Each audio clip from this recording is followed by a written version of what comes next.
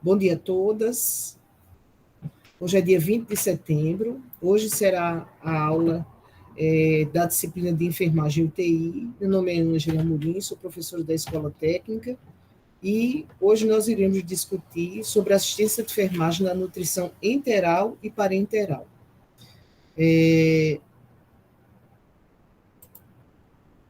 Bom, eu deixei alguns itens, tá? Ela só vai apresentar assim em parte, como vocês podem ver na parte superior, eu não tenho mais acesso a colocar a apresentação por inteiro, já foi verificado. Assim que resolver esse problema na próxima aula, com certeza não vai mais ter essa aparência.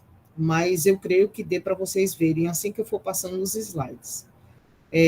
Eu queria comentar com vocês que eu deixei um vídeo, mas deixei um material da Braskem extremamente interessante. Claro que aquele é apenas um módulo, que é para nutrição enteral e parenteral, mas lá tem para paciente diabético, dieta e recomendações dos cuidados de enfermagem para o paciente com doença renal.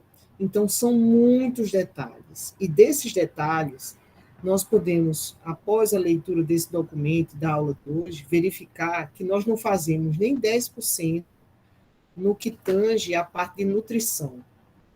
A maioria das pessoas entendem que esses pacientes que estão internos, eles vão perder peso, ponto. E quando a gente lê o documento e tem um pouco mais de experiência na terapia intensiva, a gente verifica que algumas coisas que são feitas em grande parte dos hospitais, elas já caíram há muito tempo em desuso. Mas, por exemplo, existem pacientes que ficam em jejum para cirurgia de 12 horas ou mais. E isso não tem mais necessidade. Já verificou-se e vários estudos que foram apontados de que o paciente pode ficar, mesmo os que vão ser submetidos à cirurgia geral, até 3 horas antes da cirurgia, ele pode tomar líquidos claros, chás, dependendo da cirurgia, existe um produto específico que no hospital universitário vocês vão ver, que são dados aos pacientes. Então, por isso que, na verdade, os pacientes, eles têm tanta complicação em outros hospitais, porque toda vez que o paciente é submetido a uma cirurgia de grande porte e por um longo tempo, esse paciente ele tem uma reação inflamatória. E o processo de cicatrização, ele acaba recrutando muitas células. E isso, na verdade, ele faz com que o catabolismo basal, que é o processo de reparação dos danos celulares, ele seja acelerado. Se o paciente não tem capacidade, né, de estar em boas condições em relação à sua alimentação, então a primeira coisa que vai acontecer é que o organismo ele não vai conseguir se recuperar adequadamente. E a primeira coisa que a gente vai observar é que o paciente vai ter o dobro de complicação em relação à infecção. E por que a infecção vai aparecer se o paciente estava bem? Como ele não tem a defesa adequada, porque ele está sem se alimentar adequadamente, consequentemente, esse paciente vai ter complicações relacionadas à sarcopenia, que é perda de força muscular, ele vai realmente ter uma perda muito grande quando está interno. Outros fatores também, é claro que eles vêm associados a esse problema, como, por exemplo, o paciente está fora de casa, está passando o estresse de ser submetido a uma cirurgia, o medo, né, de passar mal, o medo de morrer, o medo de ficar longe da família. Às vezes a alimentação do paciente não é igual à alimentação que tem no hospital. Por exemplo, alguns hospitais, eles não perguntam o que é que o paciente quer comer, eles já mandam pela manhã pão, café e mingau. Nem todo mundo gosta de mingau de aveia, mingau de maisena. Tem pessoas que adoram e tem pessoas que não suportam. Só que se o hospital ele não tem um corpo de nutrição e de enfermagem para acompanhar tudo isso, o paciente, consequentemente, durante o período de internação, ele vai ficando desnutrido. Então, se é um paciente que tem intolerância a glúten e só manda um café e o pão, por exemplo, não manda fruta, não manda um suco. Paciente que tem intolerância ao suco de maracujá, então ele só tem maracujá para mandar muitas vezes. Então, são, na verdade, essas informações que elas não fazem parte apenas da nutrição. Por quê?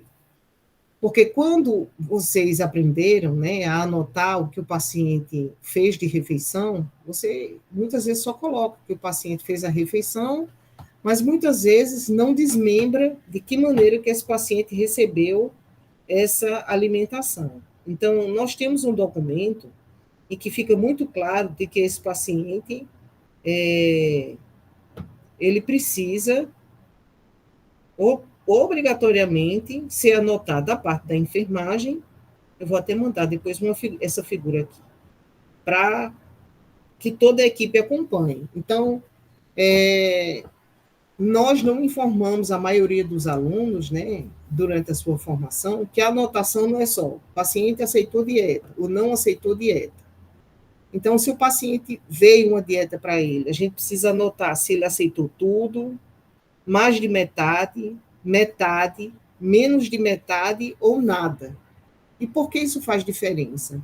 Porque se em 72 horas o paciente não tiver uma adaptação para essa dieta, vai ter que ser feito um suplemento alimentar oral. O que é que nós vemos na UTI? Ao invés de fazer um suplemento para o paciente, o que é que o pessoal faz? Olha, o paciente não quer comer, é melhor passar uma sonda. E isso é errado, porque, na verdade, o paciente pode não estar comendo por várias razões. Ele pode não estar recebendo o que, na verdade, ele gosta de se alimentar. Ele pode estar com vergonha e terem tirado a prótese dentária dele e ele não quis falar. Ele é uma pessoa que tem hábitos diferentes. Existem pessoas que não tomam no café da manhã café com pão ou fruta. Não, existem pessoas que gostam de comer macaxeira, os tubérculos, que habitualmente é as raízes que a gente tem. Né? Tem gente que come pela manhã macaxeira com carne, com galinha, essas coisas. E na maioria dos hospitais não tem. Então, ele muitas vezes olha, eu não quero. Ele come o dobro no almoço, então não come pouco no almoço, mas ele só toma o café da manhã desse jeito. Então, tudo isso faz parte da nossa avaliação enquanto o cuidado que a gente está prestando ao paciente na parte da nutrição.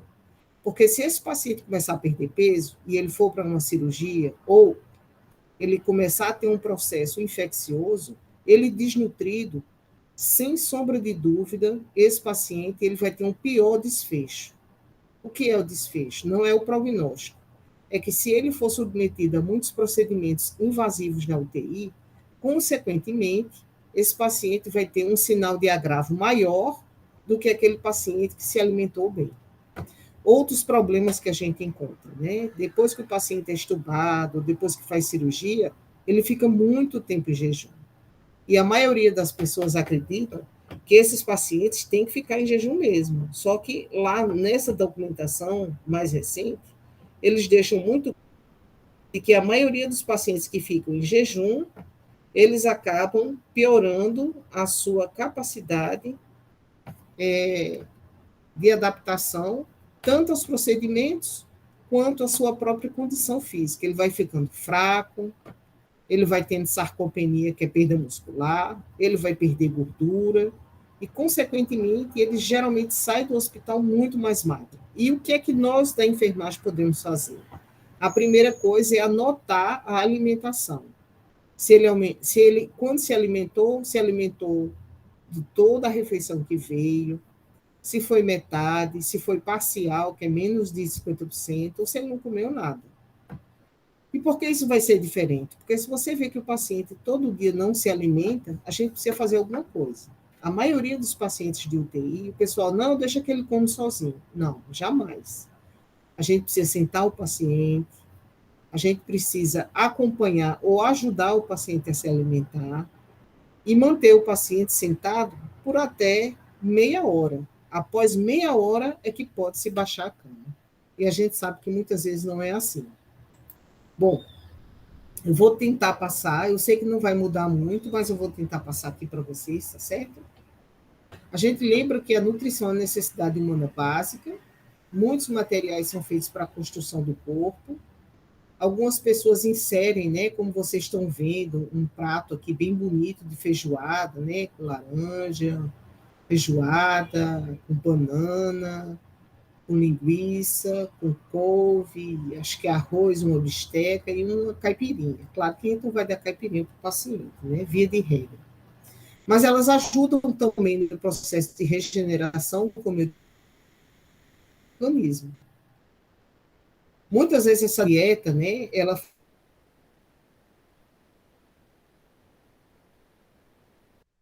tanto para os pacientes de UTI.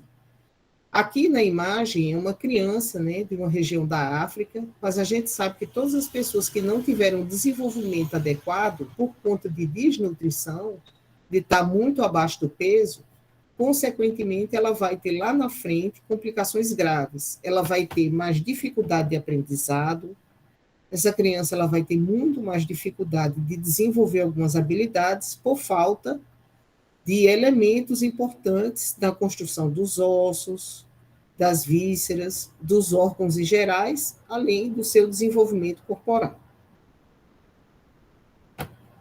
E aí, para esse processo acontecer adequadamente, né, a gente lembra que esses 4 processos que fazem parte da nutrição, que eu sei que vocês já viram, né, que é a ingestão, a digestão, a absorção e a eliminação. Todos eles andam juntos. Se eu ingerir todos os dias pizza, pizza de manhã, pizza no almoço, pizza à noite, comer pizza o ano inteiro, é minha dieta. Não, mas você come algum legume, algum vegetal, carne, frango? Não, eu já como na pizza tudo isso. Tá, tudo bem. E tem pessoas que realmente, não aqui no Brasil, que não é comum, mas fora do país. A gente vai ver que ela pode até ingerir tudo isso, mas o processo digestivo dela vai estar comprometido, a absorção de nutrientes, consequentemente, e a eliminação vai ser mais difícil, porque Coca-Cola, refrigerante, eles são líquidos, mas eles retiram algum substrato que possa participar da digestão e da absorção dos nutrientes. Por isso que é muito importante que a gente ingere, né? Porque ele traz o alimento e fluidos para dentro. Então, tudo que faz com que o paciente tire os equipamentos pode dificultar a ingestão dele. Tem gente, né, que vocês sabem, onde vocês podem ter isso, que ela só se alimenta em silêncio. Se tiver muito barulho, a pessoa não come corretamente. Ao mesmo tempo, existem pessoas que adoram, né, participar dessa atividade enquanto está todo barulho maior do mundo. Gosta disso. Bom, para que a gente possa ter um bom processo de ingestão, né, algumas coisas são bem importantes no paciente da terapia intensiva. Muitos pacientes idosos têm o que a gente chama de nulismo. O nulismo, ele é a ausência dentária. Então, alguns pacientes, eles utilizam prótese. E, muitas vezes, essa prótese, quando o paciente interna, ela é entregue à família. E isso é um problema, porque o paciente só mastiga, né, quando ele coloca aquele adesivo, que tem 2 marcas, a mais utilizada geralmente é a mais divulgada, né, e ele está sem a dentadura. Então, se ele tá sem a prótese dentária dele, como é que, na verdade, ele vai conseguir fazer esse processo? Então, a gente entende que, habitualmente, esse paciente, se ele tem dificuldade de ingerir, devido à dificuldade de mastigar, aí ninguém prestou atenção, aí chega a dieta do paciente, a nutricionista não foi no box, ninguém percebeu que o paciente não tinha o dente, então ela traz feijão, carne para o paciente para cortar, né, coisas que ele precisa mastigar e ele vai ter mais problema. Então, a primeira coisa, antes do paciente pensar em ingerir, é o que veio para ele e se ele tem completos, incompletos, ou tem lesões orais. Então, são vocês que vão informar. Olha, nutricionista, esse paciente não aceitou a dieta ontem. Ela disse, mas, seu José, eu trouxe tudo que o senhor pediu, né? Eu trouxe. Aí você informa, olha, ele não comeu nada, porque ele está sem a prótese dentária e ele está com alguns ferimentos na boca. Então, o que é que ela vai fazer? A equipe vai discutir com o médico um protetor gástrico, nós vamos conversar com a assistente social para que ela converse com a família traga, e vai ser prescrito um medicamento para que o paciente diminua aquele processo de aftose, que pode ser uma monilíase, que pode ser algo ácido que ele se alimentou, ou o paciente tinha gastrite, ficou estressado pela internação, tudo isso. Tudo bem até aqui?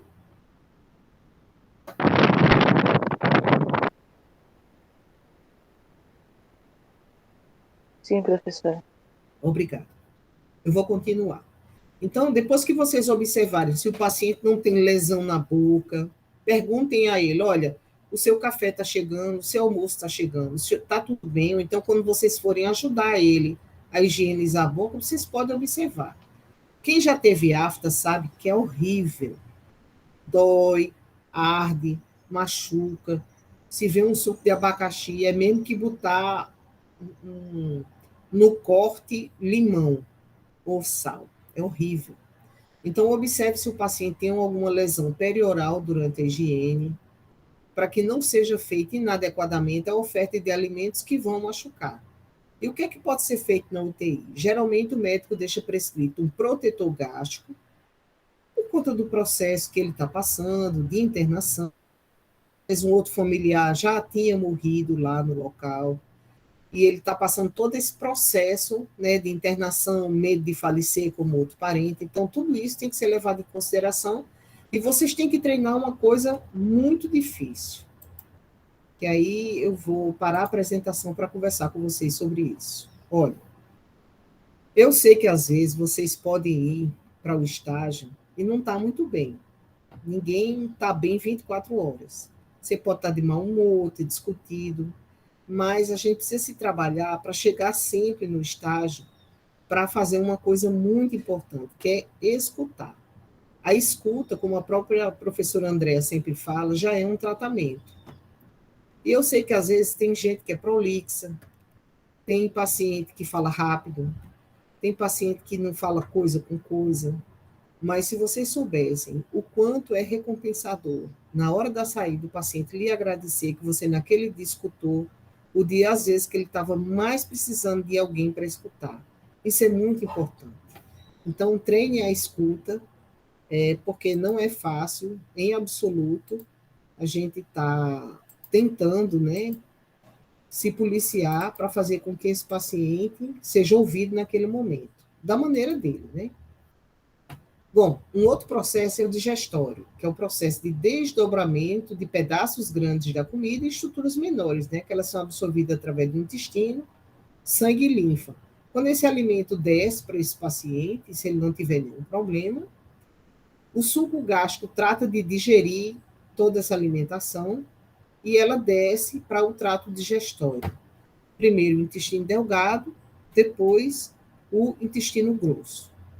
E a partir desse local que os nutrientes vão ser quebrados e vão ser transferidos para serem absorvidos através, primeiro, né, como eu disse a vocês, do intestino delgado e posteriormente do intestino grosso. Ele acontece nos 5,20 metros, primeiro do intestino delgado, passa por todos os túbulos. A gente sempre lembra uma coisa, sai muito na internet um problema de tomar protetor gástrico, né? Olha que dá câncer, que dá isso, daquilo. Nos idosos que têm um hábito, né, de tomar protetor gástrico, porque tem azia, tem isso e aquilo, eles têm uma coisa que a gente chama de acloridria. Essa acloridria, ela geralmente é muito comum nos pacientes de idade. E o que é que acontece? Eles diminuem a capacidade do estômago produzir suco gástrico suficiente para digerir os alimentos. Então, quem já toma esse medicamento reduz ainda mais o que a gente chama de suco gástrico, que é importante para digerir os alimentos, quebrar a cadeia de alguns oligoelementos e fazer com que o corpo ele tenha realmente a absorção dos nutrientes. Bom, como eu tinha dito a vocês, vocês vão para a UTI, então tem muitas coisas que acabam afetando a ingestão desses alimentos. Pacientes com acidente vascular cerebral. A gente geralmente nunca dá água para o paciente sozinho, ou mesmo que você dê água e fique supervisionando. Na unidade de terapia intensiva existe a fonoaudióloga. A fonoaudióloga ela vai fazer alguns testes para saber se o paciente que teve o AVC ele não teve uma complicação em um nervo, que é o que faz com que a gente engula a saliva, que é o hipoglosso. Quando ele está comprometido, o paciente se engasga. Então, ela faz o teste, não é com água, é com uma coisa chamada espessante. Vocês já ouviram falar? Sim, meu sobrinho faz uso de espessante. Faz, né, Vanessa? Pronto. O espessante, ele tem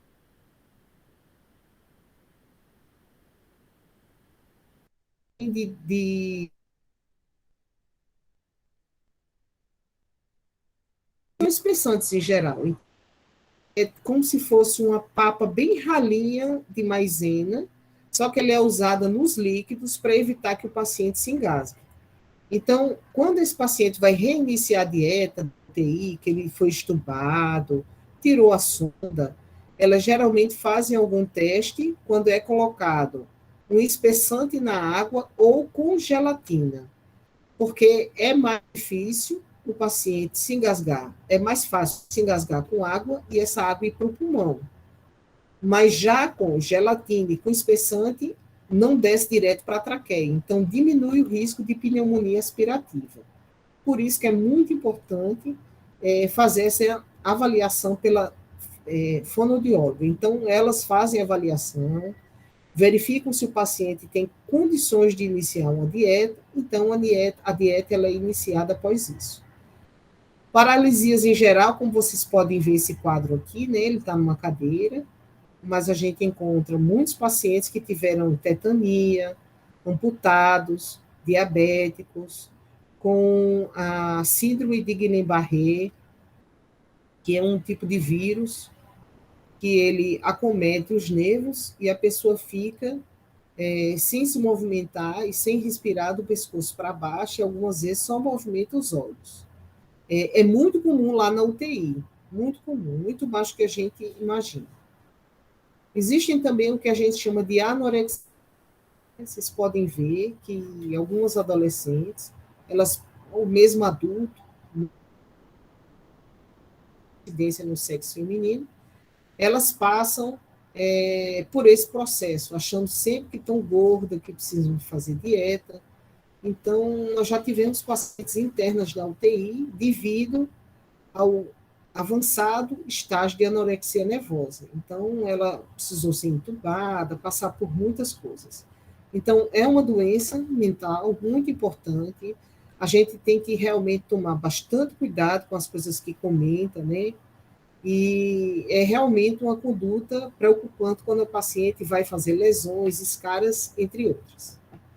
Outras coisas que afetam a ingestão muito comuns, né? Vocês podem ver que as lesões, ferimentos, que estão relacionados ao trato digestório ou ao trato digestivo, desde a boca para a ingestão, até o palato, o esôfago, até o estômago, essas lesões, né, que podem ser agressivas, principalmente se o paciente já fez radioterapia ou tem quimioterapia, são alguns cuidados que nós devemos tomar.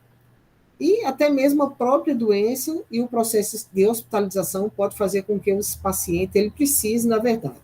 Hoje em dia, qual é a conduta? Na UTI, quando o paciente não se alimenta bem, está muito debilitado, com 72 horas já tem que ser tomado uma conduta diferente da alimentação que ele vem recebendo, café da manhã, tem que ser dado primeiro um suporte nutricional.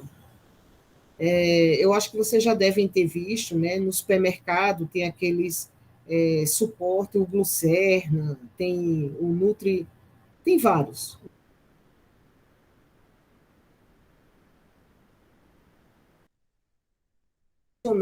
A dieta. O paciente vem, por exemplo, com outro alimento, então, posteriormente, é dado para poder compensar a quantidade de gordura, de proteínas que o paciente ingeriu. Tem paciente que diz assim, olha, eu não gosto de comer carne. Aí você fala, tá, tudo bem, mas o senhor quer comer o quê? Eu disse, não, eu só quero um arrozinho de leite com o feijão, só isso. Só que esse paciente que está sem proteína e esse paciente que está em torno de 60% a 75%, sem receber a alimentação adequada, tem que ser investigado melhor para que ele não precise ir para a sonda nasointeral, que é uma coisa muito comum nos hospitais. A maioria das pessoas, por falta de funcionário, por falta de informação, essas pessoas, elas acabam, ou o paciente se alimenta, ou ele vai para a sonda nasointeral. E não é bem assim, porque eu não sei se vocês conhecem ou viram algum paciente, é extremamente incômodo ficar com aquela sonda no nariz, né, que geralmente são em torno de 14 dias, né, e depois outras condutas são tomadas. Alguns pacientes ficam por muito mais tempo.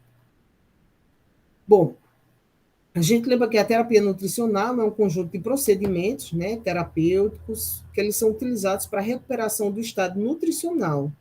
Ele pode ser um suplemento da nutrição oral, pode ser uma nutrição enteral ou parenteral. A via de escolha, né, vai depender muito das condições do paciente e das contraindicações dos procedimentos.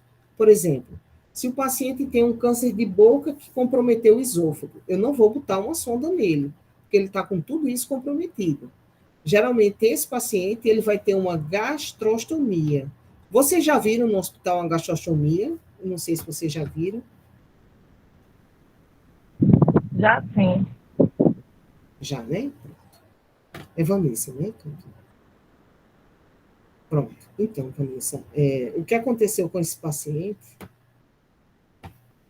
é que muitas vezes a gastrostomia desse paciente, ele precisou ser colocada porque o paciente, como os pacientes sequelados de AVC, eles não vão ter mais a capacidade de se alimentar por boca, já ficou por 2, 3 meses muitas vezes, então a opção foi sair do catéter, né, da sonda interal, nasointeral, e fazer uma gastrostomia. Entre elas, esse caso que eu falei de câncer de boca, às vezes o paciente tem um problema na orofaringe, e assim por diante. Vocês têm alguma pergunta para fazer? Tem algo para ser esclarecido? Posso continuar? Professora, na gastrostomia, sempre o alimento vai ser inserido pelo equipo ou pode ser direto pelo orifício da CTT? Vanessa, pode ser feito das duas maneiras, porque vai depender da quantidade. Por exemplo, meu pai, né, que ele tem uma gastrostomia, que ele é um paciente acamado, ele ficou por mais ou menos uns 2 meses recebendo a dieta pela seringa devido à quantidade. A quantidade que ele recebia era pouca, porque ele ainda se alimentava por boca. Mas, quando foi tirada a sonda nasointeral, que botou a gastrostomia tirada e foi colocada periodicamente, como se fosse uma refeição, a sonda, o frasquinho com sonda nasointeral, e ele recebe, por exemplo, como se fosse o café da manhã. Então,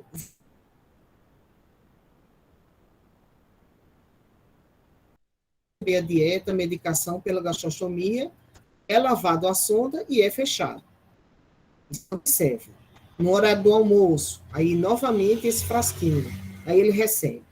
Quando o paciente tem realmente a possibilidade de volta, e a maioria desses pacientes, eles recebem essa dieta pelo frasco com equipo para receber essa dieta continuamente, porque a quantidade de produtos que vem, ele só é suficiente se ele realmente correr numa bolsa de 250, alguns vêm até 500 ml.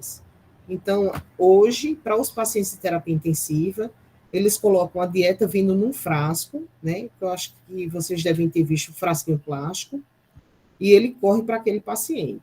A gente não deixa muito tempo ela lá parada. Por isso que tem que ser realmente uma observação contínua, não é só conectar, que algumas pessoas conectam e abrem, então vai descer. Só que realmente precisa verificar se já não estava obstruída, porque a gente precisa primeiro lavar e depois a gente coloca. Mais na frente eu vou falar uma coisa, né, que já aconteceu bastante. o paciente com gastrostomia está obstruído, porque alguém colocou um comprimido, né, diluído na seringa, mas não lavou. E aquele comprimido, ele acabou ficando um resíduo, e foi juntando, até que obstruiu a sonda. Em alguns pacientes, o conduto justamente para desobstruir. Tá tudo ok? Eu posso continuar. Você que eu respondi, a Vanessa? Foi a Vanessa, né? Acho que foi. Tudo ok. Tá bom. A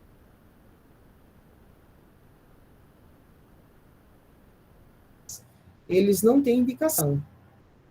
Lá nos serviços, né, como no HU, nos serviços que tem antes de a sonda nasointeral, quem conhece os protocolos e conhece nutrição, sabe que a gente não pode colocar logo o paciente. Em outras instituições que eu conheço praticamente todas e as condutas, os médicos, olha, vão passar logo uma nutrição enteral para ele, passa uma paciente lá pedindo, pelo amor de Deus, para alguém tentar. O paciente tem condições de comer. A gente só precisa conversar com a nutrição, chamar a nutricionista e conversar os três. Olha, esse paciente tem algumas dificuldades. Seu João, o que é que o senhor está tendo dificuldade? Ele vai dizer, olha, a carne está vindo dura, eu não como mingau. E você pode ajudar ele para evitar que esse paciente seja muitas vezes contido, amarrado no leito, é passado uma sonda e o paciente recebe dieta tendo condições de comer. Então, assim, deve-se realmente postergar, mas quando tem indicações restritas de ser passado uma sonda como essa daqui, né? E o paciente receber a nutrição enteral. Vocês já viram a sonda enteral? Já viram que ela é diferente? Eu não sei se vocês já chegaram a ver. Não, pessoalmente não. Pessoalmente não, né? Olha, essa sonda para nutrição enteral, ela não é só uma sonda nasogástrica mais fina. Ela é de poliuretano, silicone e polietileno. Ela tem tamanhos distintos, ela pode variar de 4, que são para os recém-nascidos, e elas podem ter até a numeração 12. E elas são mais maleáveis, suportam mais a agressão do suco gástrico, e elas, na pontinha dela, elas têm uma pontinha de titânio, que é um peso, que vai ajudando, quando a motilidade do intestino está funcionando, ela vai descendo a sonda até a porção posterior ao estômago. Então, essas sondas, elas são radiopacas, quando se faz o raio-x, se acha onde é que ela está, porque ela tem que estar no local errado, certo? No local errado, não. Ela tem que estar no lugar certo para o paciente receber a nutrição. Depois de passar essa sonda, obrigatoriamente tem que fazer raio-x. Obrigatoriamente. Passou a sonda nasointeral, faz-se um raio-x, e posteriormente à realização do raio-x, a gente tira o guia, e aí é iniciada a dieta para o paciente.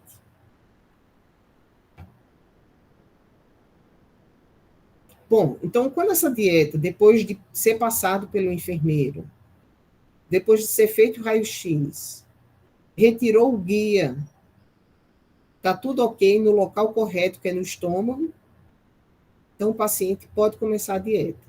A dieta, ela vem de acordo com as condições que o paciente necessita.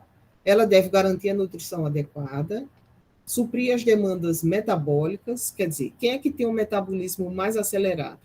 Paciente que está em pós-cirúrgico, pacientes com septicemia, infecções, e muitas vezes uma cirurgia prolongada. Então, são pacientes que têm um recrutamento de energia 3 vezes maior do que o paciente que está interno, para tratar de outras condições.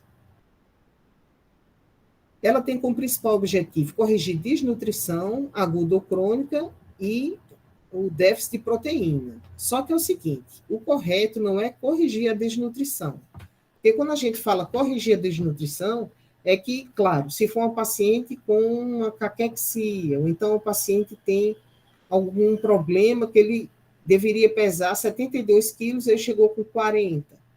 Teve uma doença mental grave, passou necessidade e deu entrada no hospital e foi para a UTI. Aí, lógico, ele vai precisar fazer o inverso, né? Primeiro ele vai começar com a dieta enteral e depois, quando ele for recuperando, é que a sonda vai ser retirada e aí ele vai se alimentar normalmente, por via oral.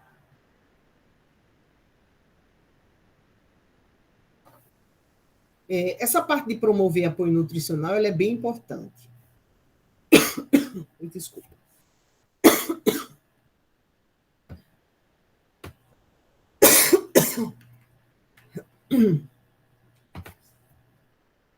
Ele só é mais seguro,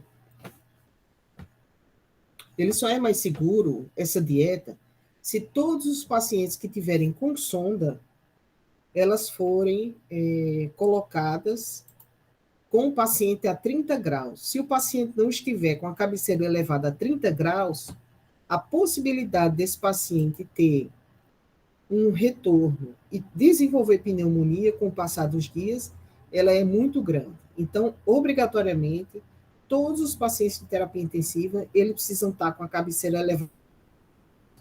Poxa, professora, como é que eu vou saber a 30 graus? Tanto nós tem uma que mostra quando é que ele está a 30, 40, está a 90, vai ser mostrado lá na própria cama. E o objetivo é de que venha para o pulmão. Ela é econômica porque é o seguinte, se você tem um hospital, né? Eu trabalhei em um hospital que ele começou a observar que vinham muitas pessoas da região norte. E na região norte, eles têm uma alimentação diferente, eles consomem tubérculos, raízes, eles gostam de açaí, eles comem determinados peixes. E aí, eles conseguiram trazer a grande parte, né, desses alimentos para cá. Assim como de outras regiões que muita gente queria comer uma determinada carne que não tinha. Então, quando o paciente pode, ele deve realmente, né, se o hospital tiver condições, receber. Entretanto, nós temos hospitais aqui, né, na nossa própria cidade, que ele faz sopa toda noite para os pacientes. É pouco provável que uma pessoa que tomou um café puro, um pão e um mingau, se ela comer, aí o almoço é aquilo que você já sabe, né? Frango, arroz, feijão e macarrão para os pacientes. Né? Não vem purê, não vem um tubérculo, e à noite é sopa, que a gente acha que é o resto. É muito difícil que o paciente não desenvolva um quadro de déficit nutricional. Gente, eu vou pedir só 5 minutinhos para você dar uma paradinha, tá certo? Só para arrumar uma coisa aqui. Só um momento.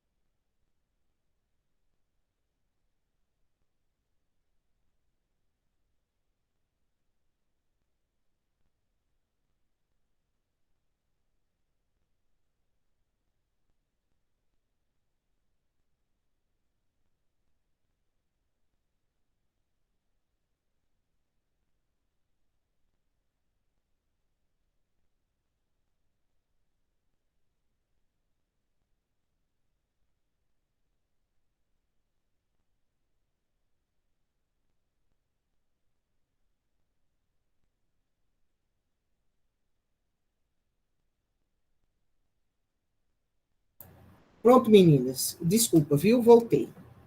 Eu vou depois cortar essa parte aí para a gente dar continuidade. Então, essas seleções da via de acesso, vocês podem observar que o acesso para o adulto, ele geralmente começa, né, quando o paciente sai do centro cirúrgico, que faz uma cirurgia que vai para a UTI, cirurgias gástricas, dependendo do que for, por essa sonda. Só que eu queria que vocês lembrassem o seguinte: existem alguns pacientes que quando ele vem da nasogástrica, essa sonda que veio do centro cirúrgico, ela pode estar bem pertinho de uma cicatriz cirúrgica. Então, por exemplo, o paciente fez. Às vezes, o médico, ele manda esse paciente para a UTI com a sonda. Joia, tudo bem. A sonda está aberta, está tudo em ordem. Muitas pessoas esquecem de olhar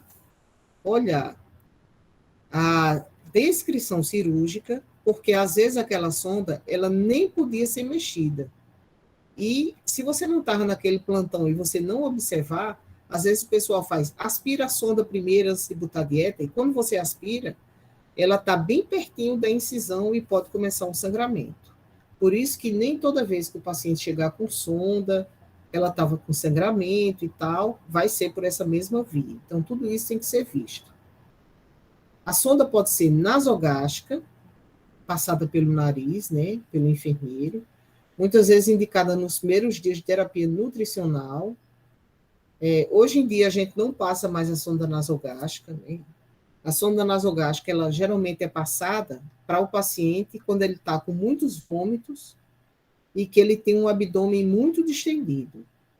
Mas a sonda que habitualmente hoje é indicada é a sonda nasointeral para começar a alimentação. Essa sonda nasogástrica, ela pode causar ulceração na mucosa, refluxo e o risco de aspiração. Então, na UTI, o que a gente vai observar é que muitos pacientes já vão utilizar a sonda nasointeral.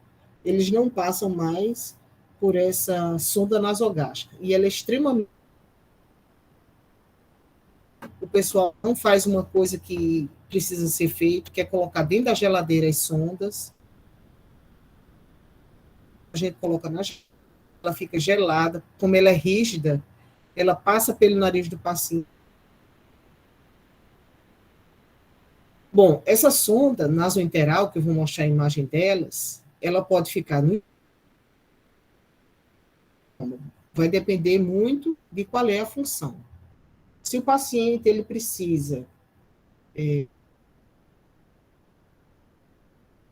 que seja colocado e iniciado uma dieta no estômago, a sonda vai ser passada para lá e vai ser iniciado.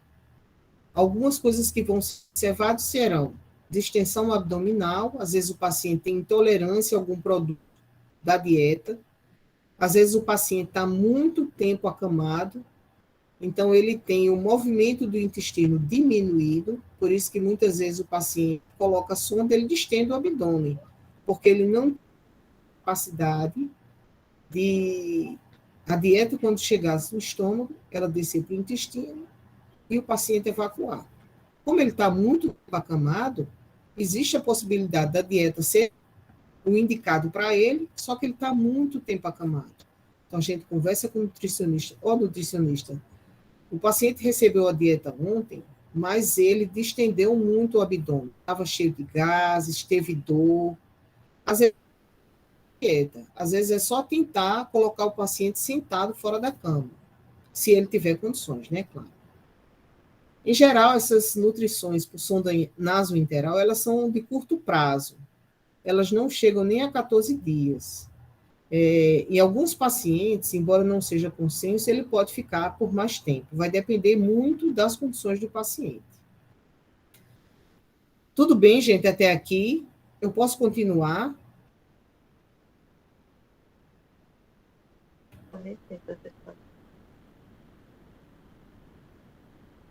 Ok. Bom, nós temos um procedimento, ó, vocês estão vendo aqui, que nessa imagem, a mãe dessa criança, ela está com a sonda.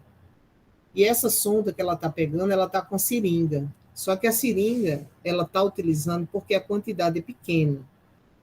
Maioria não utiliza nem 50 ml. Maioria coloca menos do que isso por conta do tamanho, né, que é criança. Quando é adulto, geralmente a gente coloca frasco, porque a quantidade é calculada por quilo de peso. As ostomias geralmente são inserções que são feitas em determinados orifícios, no jejum mais embaixo, ou no estômago, para uma terapia de longo prazo. Geralmente elas são por via endoscópica e elas reduzem o risco de complicações que elas geralmente estão associadas à sonda nasointeral. Quando o paciente tem aquela sonda no nariz, sabe o que é que acontece? Esse paciente ele pode ter sinusopatia, se ele não tinha, ele pode desenvolver sinusite, porque fica muito tempo aquele catéter no nariz. Ele pode começar a ter refluxo, que ele não tinha, porque a sonda, em vez de ficar a entrada do estômago fechada, ela fica entreaberta. Então, aquele suco gástrico, se o paciente não tiver com a cabeceira levantada, ele pode voltar e ferir o esôfago.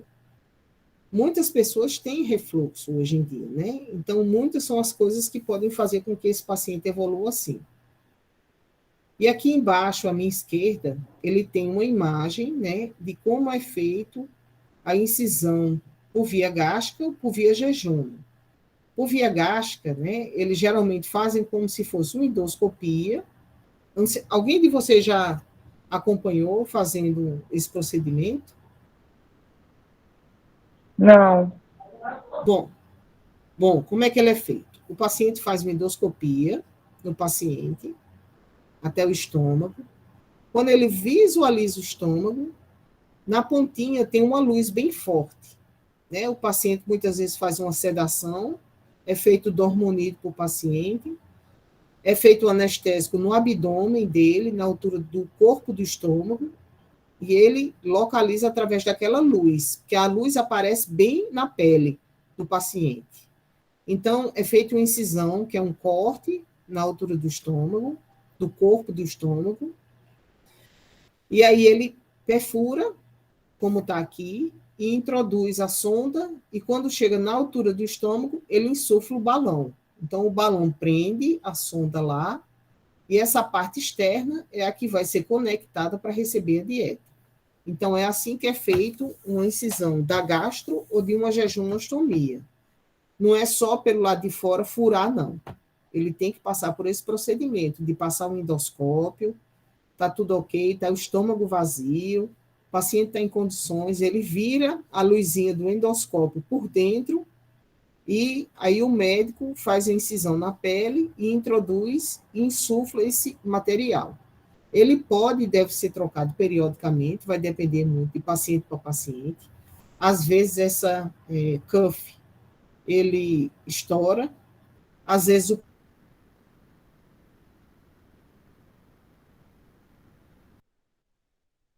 ele perdura até que seja indicado sonda nasogástrica ou orogástrica. Geralmente a orogástrica, pela boca, a gente só coloca mais para criança, porque a criança, até o 6º mês, ela não respira adequadamente pela boca. Então, não influencia muito no padrão respiratório dela. Por isso que quando a criança está com o nariz entupido, a gente trata logo de resolver, né? Porque as crianças menores, né, menos de 6 meses, elas não conseguem respirar bem pela boca, como nós conseguimos. Bom, e qual seria o objetivo dessas sondas?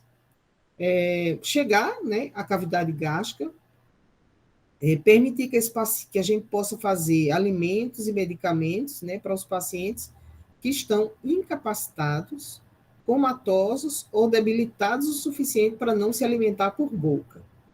Essas sondas, elas também são utilizadas para saída de líquidos do estômago, como secreção, gases e medicamentos que possam, na verdade, né, tentativa de suicídio, a gente passa uma sonda, coloca um produto dentro e faz com que esses comprimidos que a pessoa tenha tomado, eles também possam sair. No caso, quando esse paciente tem uma obstrução no intestino, muitas vezes a passagem da sonda, ela ajuda a prevenção de distensão abdominal, de náusea né, de vômitos, na verdade, para fazer com que esse vômito o paciente não broncoaspire. E quando o paciente tem algum exame para fazer, a gente pode muitas vezes aspirar o líquido do estômago e saber se esse paciente tomou, por exemplo, chumbinho. O chumbinho sozinho não é problema, mas quando o paciente ingere, que ele chega no suco gástrico, no líquido, aí ele realmente traz a sua função na forma mais grave. A gente também consegue checar se o paciente tem tuberculose em algum dos tecidos do estômago, porque a tuberculose ela pode acometer qualquer órgão, pode acometer o rim, pode acometer o estômago, entre outras partes. Então, aspirando-se o líquido de lá, pode ser feito alguns testes. Quando estão contraindicados essas passagens de sonda, pelo nariz ou pela boca? Quando o paciente tem comprometimento ou estenose do esôfago, que é estreito. Aí você fala, professor, então quer dizer que não vai passar? Não, não é que não vai passar. É que se você já sabe que o paciente tem, porque ele ficou interno, porque o paciente muitas vezes tem uma doença, então tem que ser feito por um endoscopista a passagem, para ele verificar o que é que está acontecendo, e então, através da endoscopia, ser passado a sonda. Então, quando isso acontecer, a gente já sabe que o paciente não é um paciente tão simples se ele puxar a sonda. A gente tem que tomar alguns cuidados na fixação da sonda, para não puxar quando a gente for dar banho, às vezes fica preso, né, a sonda do paciente na lateral. Então, tudo isso são complicações. Outra coisa que pode acontecer, para contraindicar aquela sonda mais rígida, transparente, é quando o paciente tem varizes de esôfago. Geralmente, o paciente pode ter varizes de esôfago quando ele é um hepatopata, né, um paciente que tem uma ingestão de álcool grande, então ele pode desenvolver varizes de esôfago. Então, é um outro tipo de sonda que eu vou mandar para vocês, né? É uma sonda de Blackmore.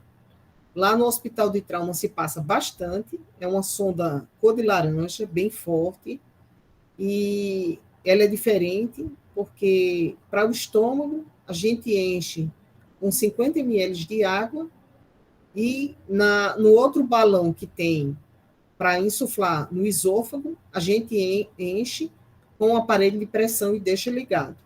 Então, ele é bem diferente de ser feito, a gente já foi auxiliar na colocação, mas quem coloca essa sonda é o médico, mas essas outras é a equipe de enfermagem. Pós-operatório de cirurgia nasal, a gente também evita de passar sonda pelo nariz. As disfunções crânio-faciais, né, as fraturas, a gente não recomenda passar. Quando o paciente tem uma fratura na base do crânio, tem a possibilidade dessa sonda ir para o cérebro, porque ele fraturou a base do crânio. Eu acho que todo mundo aqui já ouviu falar de bolacha 7 capas, né? Todo mundo já ouviu ou já comeu? Sim, já ouvi. Pois é, Vanessa, a base do crânio, ela lembra aquela bolacha 7 capas, só que não tão grossa, ela é fininha, ela tem várias camadas fininhas. Quando tem uma fratura por um acidente de moto, um acidente de carro que comprometeu o crânio, uma pancada forte, essa base ela pode se rachar ou fazer um buraco grande. Se nesses pacientes que têm fratura de crânio e tem suspeita de ter fraturado a base do crânio, com hematomas periorbital, a gente não passa sonda pelo nariz, que ela pode subir, e existe, né, um colega lá do HC, que mostrou a primeira vez essa foto, em 86, foi exatamente no plantão dele, passaram a sonda, e não saía nada pela sonda, e a barriga aumentando. Então, deixaram a sonda, foram acabar de fazer os outros raios-x. Quando fez raio-x de crânio, estava lá a sonda, subiu para a cabeça do paciente, para o cérebro dele. Ele teve uma série de complicações, porque, querendo ou não, né, a sonda acaba entrando, enrolou, e o paciente foi, além de outras lesões, tentaram corrigir esse problema. Por isso, que não é recomendado para os pacientes com fratura de base de crânio, a gente passar a sonda nasogástrica. Bom, aqui são as sondas que vão ser passadas. Essas sondas são sondas de Nelaton, né? Elas são o plástico mais rígido, que a gente pode utilizar. O material sempre vai ser esse, né? Uma sonda nasogástrica, podia ser uma sonda nasointeral. Elas têm numerações distintas, elas vão até o número 30, e a menor é número 4. Geralmente, para adulto, uma sonda nasogástrica, para drenar, a gente utiliza entre 14 e 16 para o sexo feminino. Agora, é claro, se a mulher tem um nariz pequenininho, é mais estreito, a gente usa uma menor. Porém, se for menor, não vai drenar. E se a pessoa vomitar, pode sair pela boca e obstruir a sonda. Por isso que, mesmo que a pessoa tenha um nariz um pouco mais fino, mas a gente acaba colocando uma sonda um pouco mais grossa.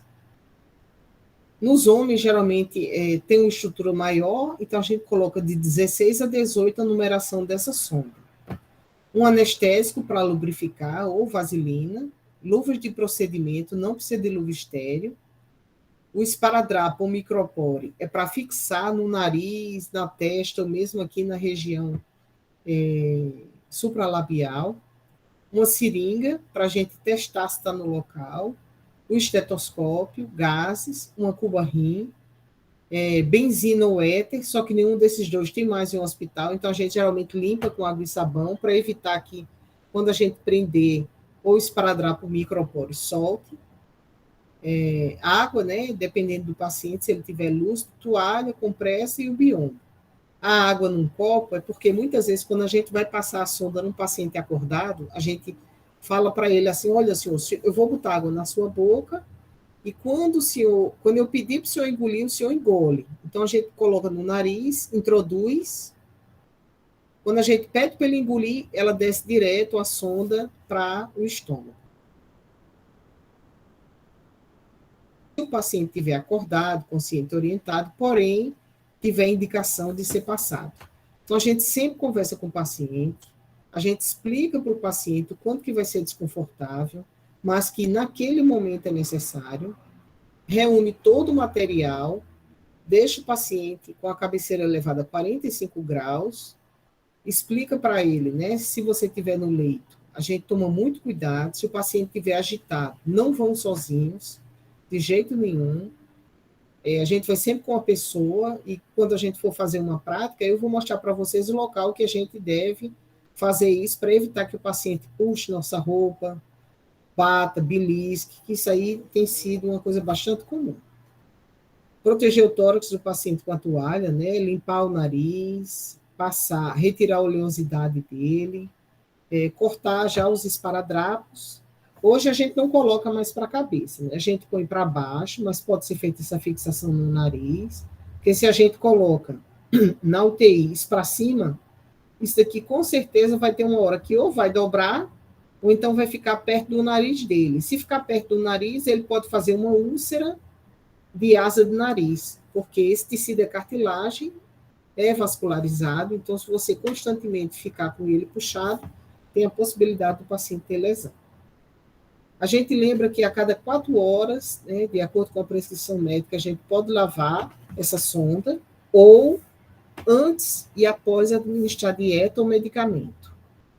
A quantidade, muitas vezes, que a gente aspira, se o paciente não é um paciente cirúrgico, muitas vezes, antes de lavar, a gente aspira. Se vier muito suco gástrico e outros produtos que venham do estômago, a gente, na maioria das vezes, se o paciente tiver com o abdômen distendido, na maioria das vezes a gente deixa aberta.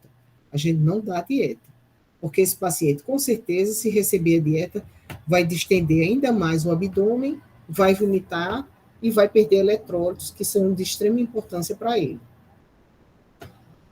Caso o paciente precise realmente deixar aberto a sonda, então a gente coloca, né, um coletor para esse paciente, que esses fluidos que estão saindo do paciente, eles possam ser coletados lá e a gente possa acompanhar o aumento ou a redução desse produto. A gente evita forçar o septo e a asa do nariz, como eu disse para vocês, né, para não necrosar. A gente só fixa com fita adesiva. Aí vocês falam, e seria com o quê? Olha, eu trabalhei no hospital que o médico dava um ponto no nariz e prendia a sonda para o paciente não puxar. Quer dizer, não se faz isso, né? É uma coisa de animal. Então, ele foi notificado, né, na época, E aí ele não dá mais ponto. Mas a gente ia tirar, aí estava fixado no nariz do paciente como um piercing e dado um nó na sonda para o paciente não puxar. As sondas de alimentação, elas são trocadas, não são mais trocadas a cada 7 dias, é sempre que o paciente tiver indicação. A gente geralmente leva a cabeceira dele, espera em torno de 30 minutos, fecha essa dieta e observa se o paciente distende o abdômen, tem diarreia,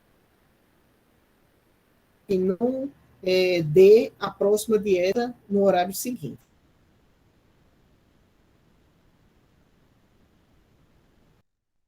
Puxar. Essa sonda aqui é a sonda nasoileral, Vanessa, acho que algum de vocês ainda não viram.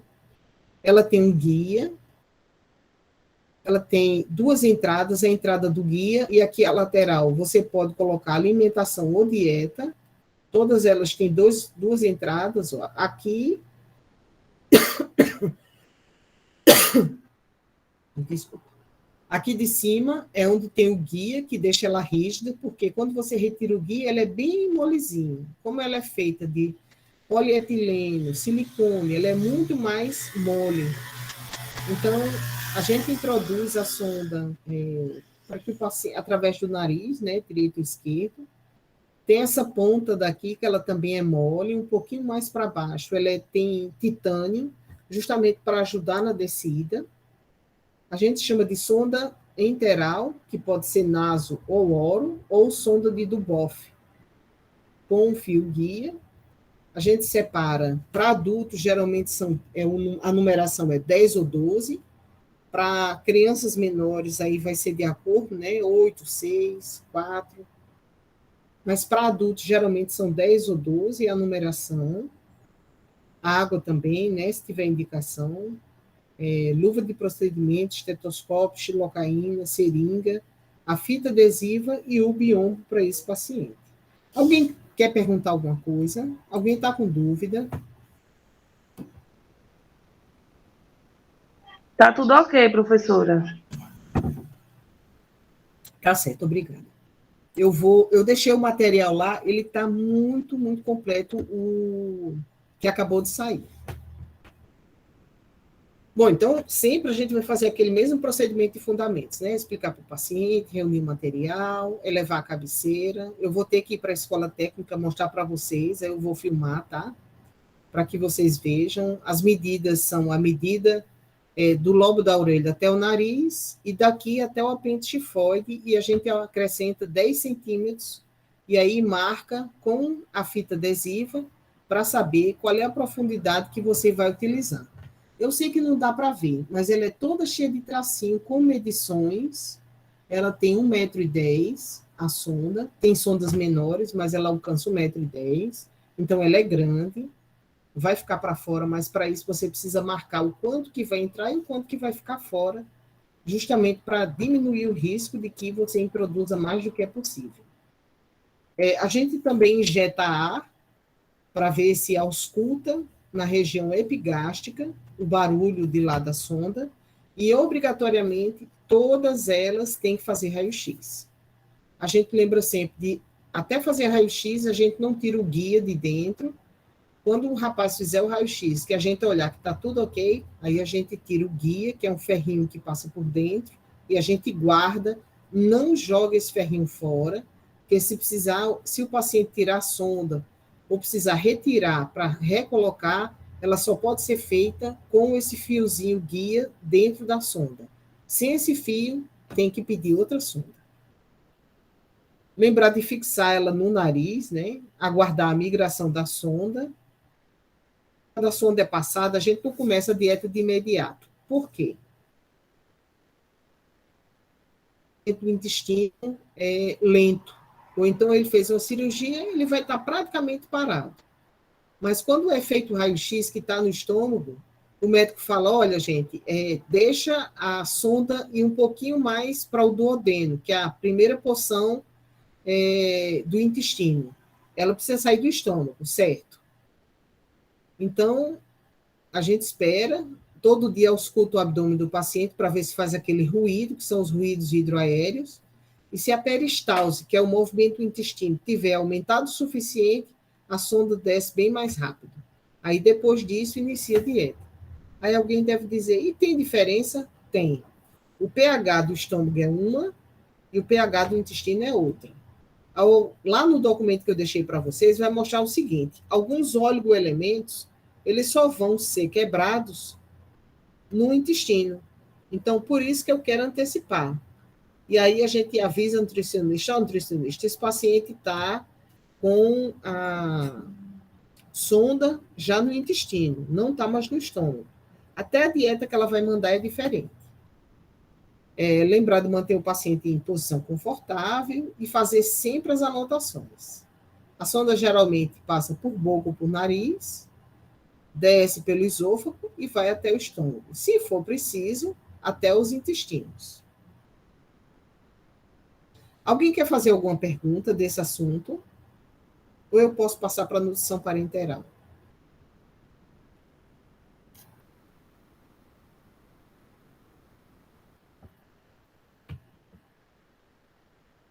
Pode seguir, professora. Tá, Jó, obrigada. Bom, a parenteral é quando o paciente não consegue receber nem dieta oral, nem suplemento, nem sonda nasoenteral, nem sonda enteral por boca. Quando o paciente tem outras necessidades proteicas, né, como, por exemplo, um determinado político, ele levou, né, uma facada. Então, ele não podia se alimentar por boca, porque ele teve os intestinos sofreram uma lesão. Então, a nutrição parenteral foi indicada porque ele foi receber, através da veia, o que ele precisava de oligoelementos, que são as gorduras, que são as proteínas, glicose, cálcio, sódio, todos os metabólicos.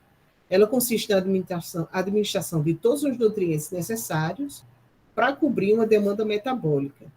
Pode ser por via periférica ou pode ser por via central. Se o paciente for ficar muito tempo, após 3 dias, aí eles colocam um catéter central para esse paciente receber, porque ele tem que ser exclusivo naquela via.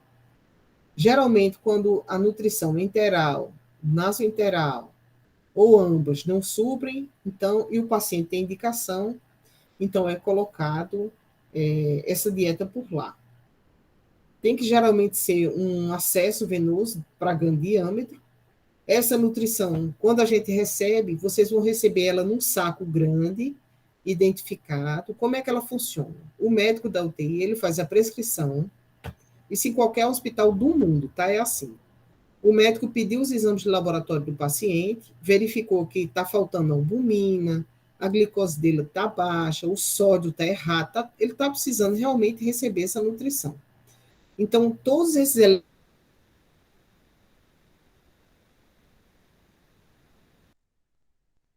uma ficha específica, são em 3 vias, a gente encaminha para a farmácia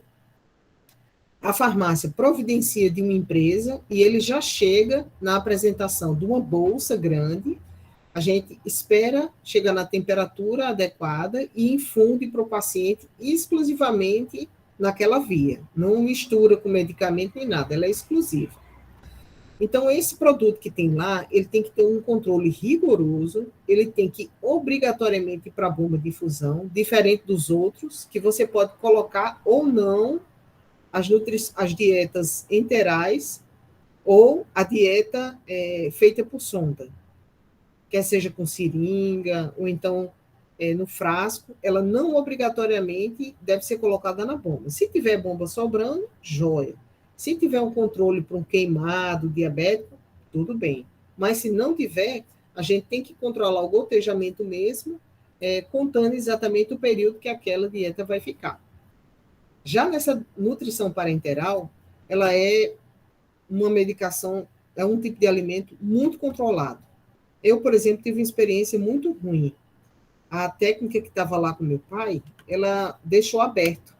Era para correr em 12 horas, ela correu essa nutrição parenteral na época com meu pai em 1h30. Até hoje, meu pai transformou-se em diabético. Por quê? Esse suporte que vem, esse suporte ele é para correr, às vezes, em 12 ou 24 horas.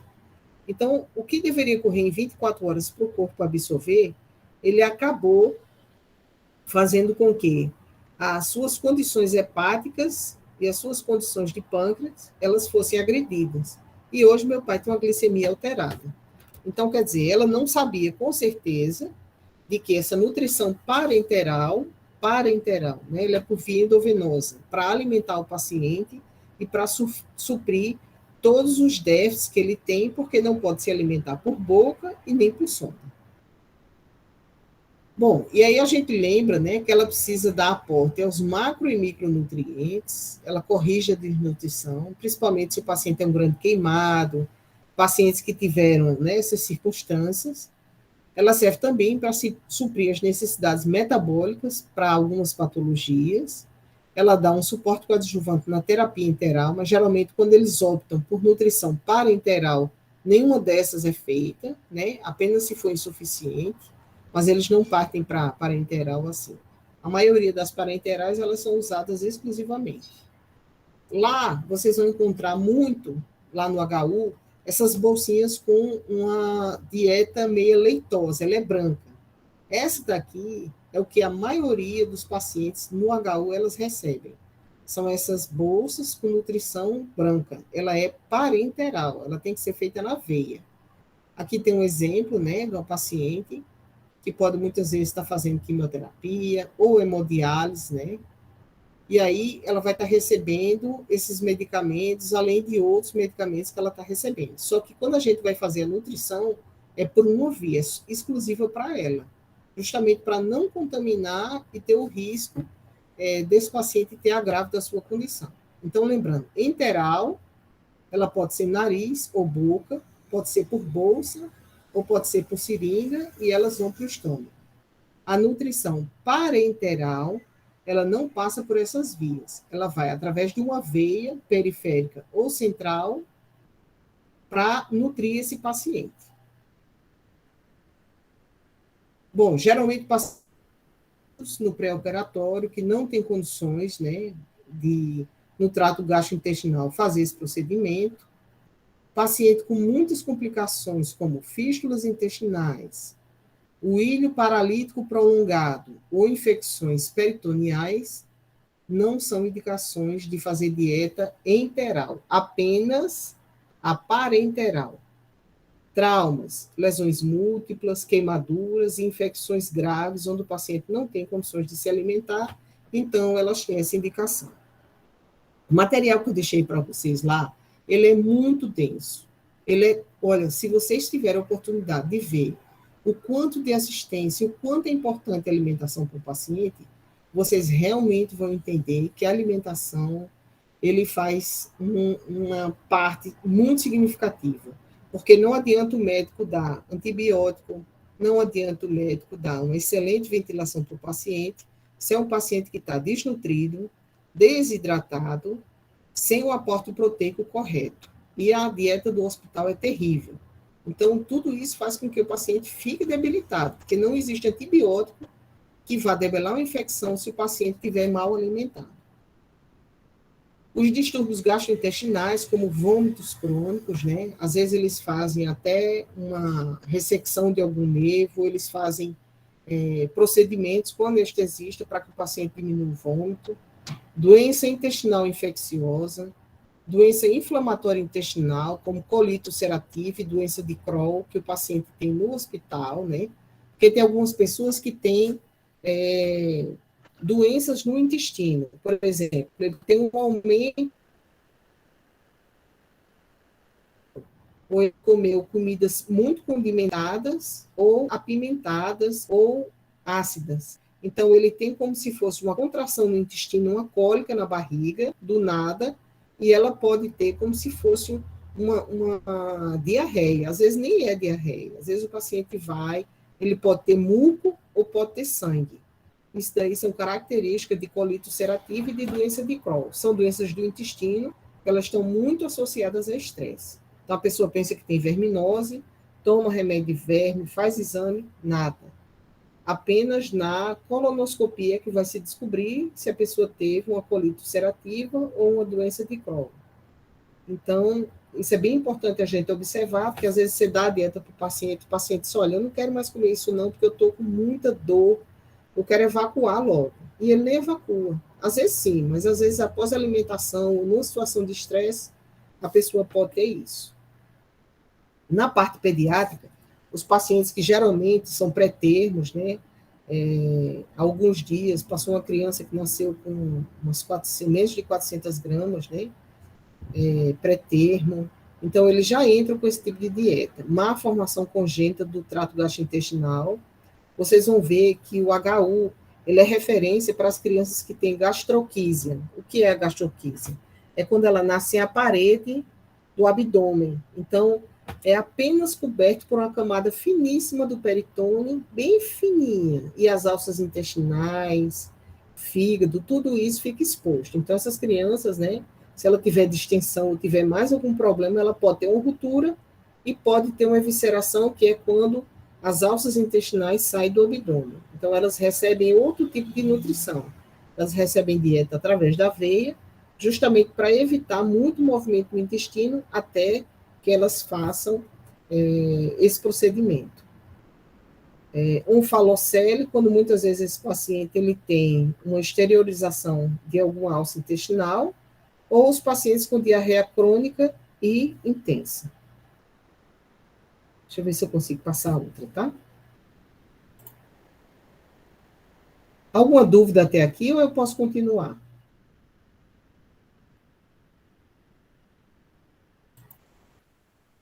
Por mim, pode continuar, professora. Ok. Deixa eu ver se eu consigo só colocar.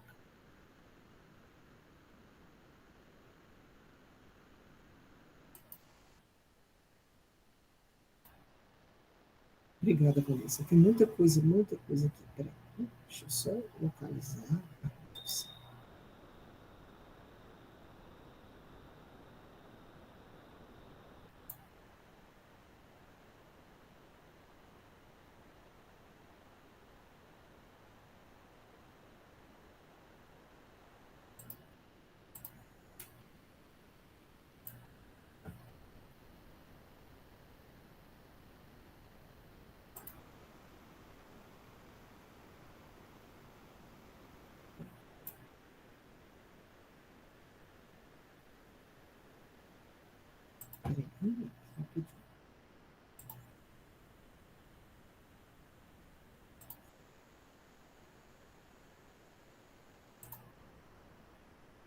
Abriu o salto, assim, entendi.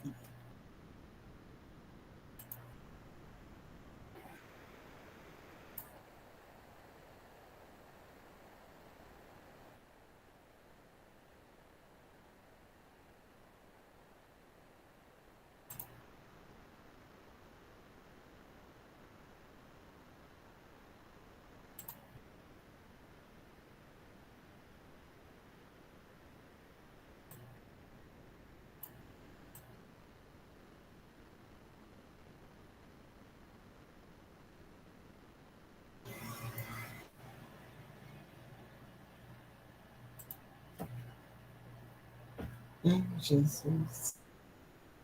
Sua misericórdia.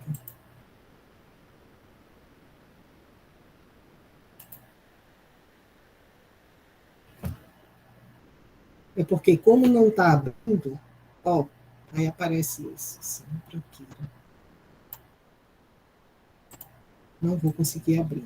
Bom, eu vou encerrar a gravação. Eu não estou conseguindo de jeito nenhum abrir o restante, que seria a parte de vômitos, mas ela consta no material. Vômitos e diarreia é mais tranquilo.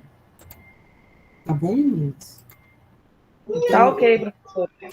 Pronto, eu vou mandar agora Robson acessar aqui em remoto para ver se eu consigo resolver esse problema, que eu não consegui nem abrir. Tá bom, gente? Então, são 10 horas, a gente vai estar encerrando hoje por aqui a aula e logo eu vou estar passando para você